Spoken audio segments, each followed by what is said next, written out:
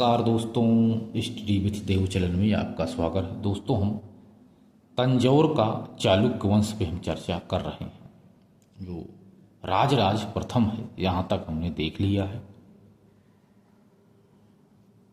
अब देखते हैं राजेंद्र चोल प्रथम। राजेंद्र चोल प्रथम 1014 से 1042 ईस्वी तक शासन किया था। राजेंद्र चोल प्रथम 1014 से 1042 ईस्वी तक शासन किया था।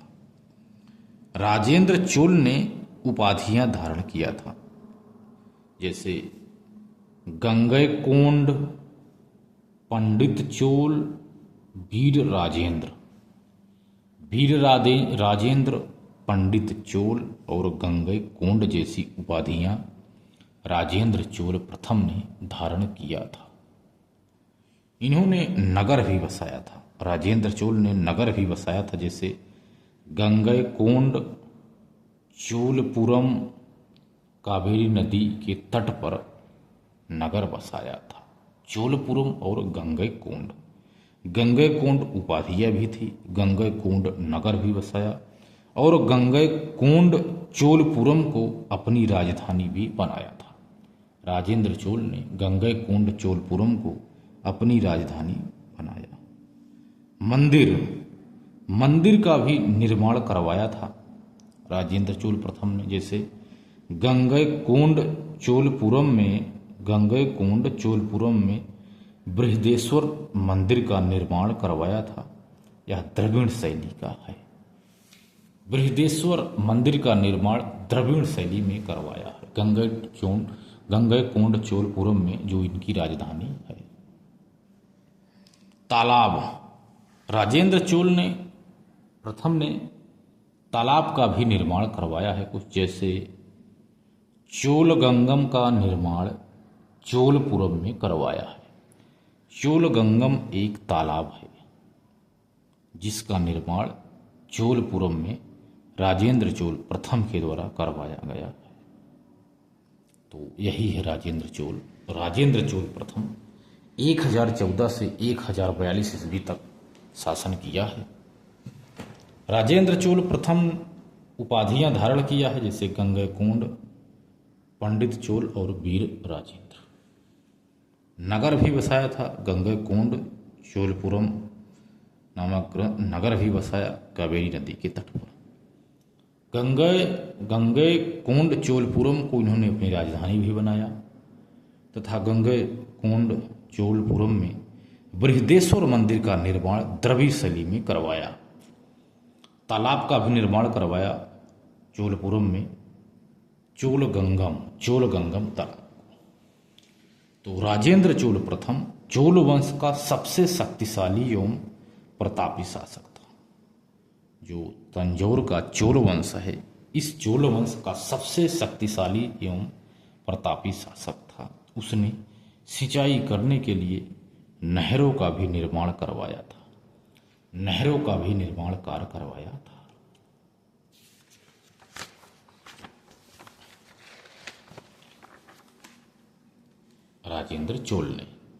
राजेंद्र चोल प्रथम ने श्रीलंका के शासक राजेंद्र चोल प्रथम ने श्रीलंका के शासक महेंद्र वर्मन पंचम को पराजित करके तंजौर में कैद कर लिया।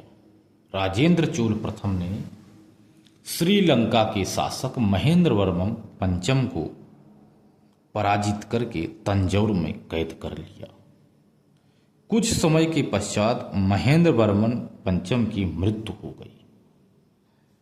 इसके बाद संपूर्ण श्रीलंका पर राजेंद्र चोल प्रथम का अधिकार हो गया। राजेंद्र चोल प्रथम ने अधिकार कर लिया संपूर्ण पूरे श्रीलंका पर। इसके बाद दक्षिण भारत में स्थितियों को मजबूत करने के पश्चात उत्तर भारत की ओर प्रस्थान किया। अब जो यह राजेंद्र चोल है, दक्षिण भारत की स्थितियों को मजबूत कर लिया। इसके बाद उत्तर भारत की ओर प्रस्थान किया।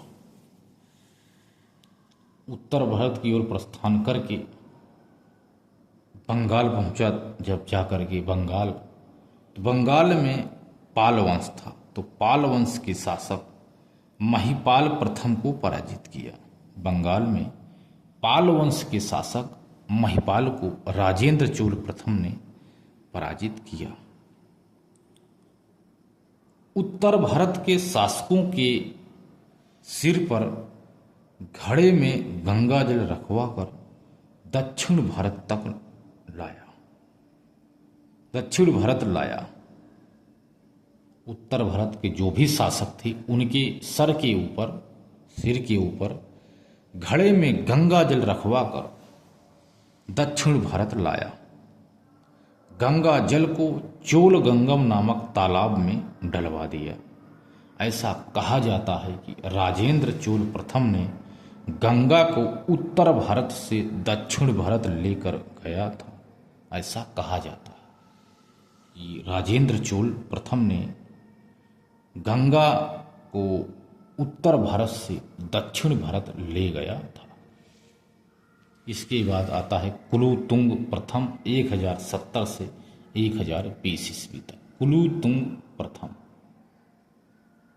कुलोत्तुंग प्रथम टैक्स नहीं लिया था, टैक्स लेने वाला, टैक्स ना लेने वाला प्रथम शासक।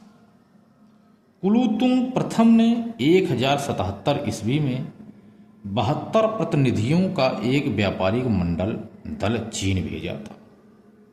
कुलोत्तुंग प्रथम 72 प्रतिनिधियों का एक व्यापारिक मंडल है, दल है, जिसे चीन भेजा था। कुलोत्तुंग प्रथम को टैक्स कर ना लेने वाला, टैक्स या कर ना लेने वाला शासक भी कहा जाता है कि वह टैक्स नहीं लिया। कुलोत्तुंग प्रथम, ये इम्पोर्टेंट है दोस्त। यदि पूछा जाता है क्वेश्चन में कि जो 72 प्रतिनिधि है, व्यापारिक प्रतिनिधि का बंडल चीन भेजने वाला प्रथम कौन है, तो चोल वंश का ही है दोस्त, कुलोत्तुंग प्रथम। कुलोत्तुंग प्रथम के बाद आता है कुलोत्तुंग द्वितीय, जो 1133 से 1150 ईस्वी तक शासन किया था। कुलोत्तुंग द्वितीय भक्ति आंदोलन के जन्मदाता रामानुजाचार्य, भक्ति आंदोलन के जन्मदाता हैं रामानुजाचार्य पर कुलोत्तुंग द्वितीय ने दबाव डाला। कुलोत्तुंग द्वितीय ने रामानुजाचार्य पर दबाव डाला, जो भक्ति आंदोलन के जन्मदाता हैं। दबाव डाला कि वैष्णव धर्म छोड़ करके शैव धर्म को अपना लो।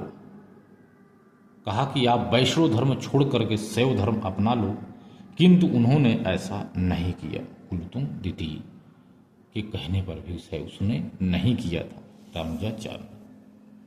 कुलोत्तुंग द्वितीय के बाद आते हैं कुलोत्तुंग तृतीय। कुलोत्तुंग तृतीय जो 1178 से 1208 ईस्वी तक शासन किया था। कुलोत्तुंग तृतीय, कुलोत्तुंग तृतीय के दरबारी कवि थे कंबन। कंबन यदि पूछा जाए चोल वंश में, तो कंबन कुलोत्तुंग तृतीय के दरबारी कवि थे। इन्होंने रामायण का तमिल भाषा में अनुवाद किया, रामायण का तमिल भाषा में अनुवाद किया।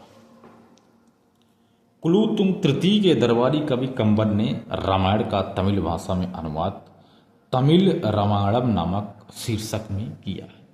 तमिल रामायणम नामक शीर्षक से किया। नोट देख लीजिए दोस्तों, नोट।